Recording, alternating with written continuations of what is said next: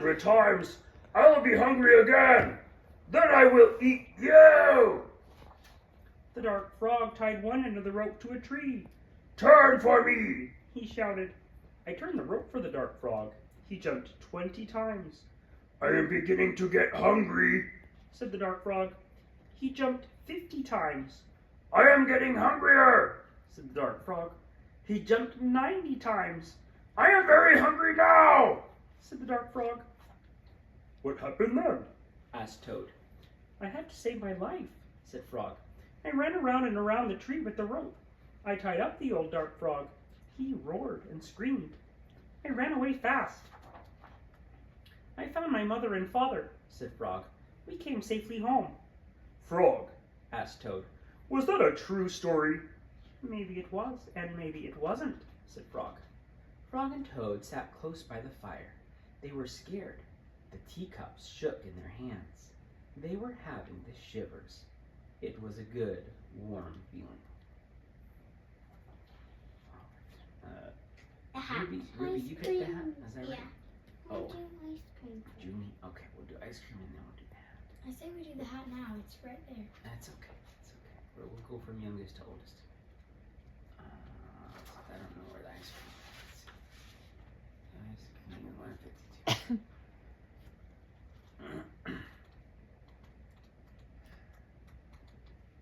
Hey, Lovey, you want You will let me go pick one after we get through these. Ice cream. One hot summer's day, Frog and Toad sat by the pond. I wish we could have some sweet cold ice cream, said Frog. What a good idea, said Toad. Wait right here, Frog. I will be back soon. Toad went to the shop. He bought 2 big ice cream cones. Toad licked one of those cones. Frog likes chocolate best, said Toad. And so do I. Toad walked along the path. A large, soft drop of chocolate ice cream slipped down his arm. This ice cream is melting in the sun, said Toad. Toad walked faster. Many drops of melting ice cream flew through the air. They fell down on Toad's head. I must hurry back to Frog, he cried. More and more of the ice cream was melting. It dripped down on Toad's jacket. It splattered on his trousers and on his feet. Where is the path? cried Toad. I cannot see. Frog sat by the pond waiting for Toad. A mouse ran by. I just saw something awful, cried the mouse. It was big and brown. Something covered with sticks and leaves is moving this way, cried a squirrel.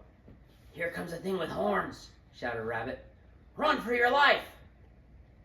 What can it be? asked Frog. Frog hid behind a rock. He saw the thing coming. It was big and brown.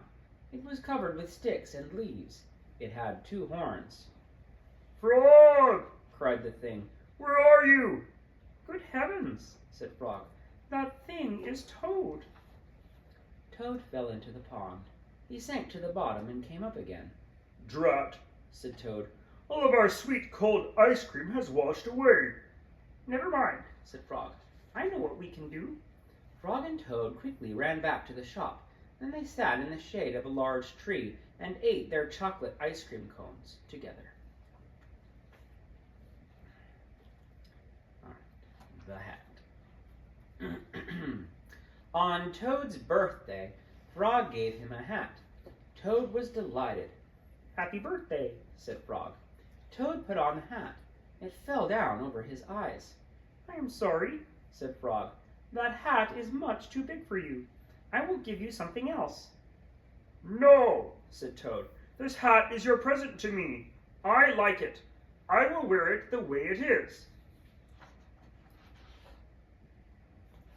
Frog and Toad went for a walk. Toad tripped over a rock. He bumped into a tree. He fell in a hole. Frog, said Toad. I can't see anything. I will not be able to wear your beautiful present.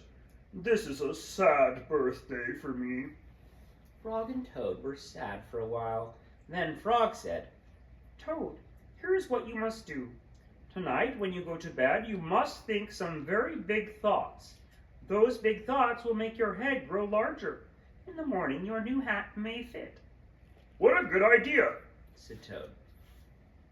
That night when Toad went to bed, he thought the biggest thoughts that he could think.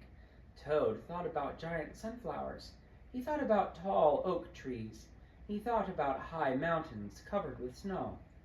Then Toad fell asleep. Frog came into Toad's house. He came in quietly. Frog found the hat and took it to his house. Frog poured some water on the hat. He put the hat in a warm place to dry. It began to shrink. That hat grew smaller and smaller. Frog went back to Toad's house. Toad was still fast asleep. Frog put the hat back on the hook where he found it. When Toad woke up in the morning, he put the hat on his head. It was just the right size. Toad ran to Frog's house. Frog, Frog! He cried. All those big thoughts have made my head much larger. Now I can wear your present. Frog and Toad went for a walk. Toad did not trip over a rock. He did not bump into a tree.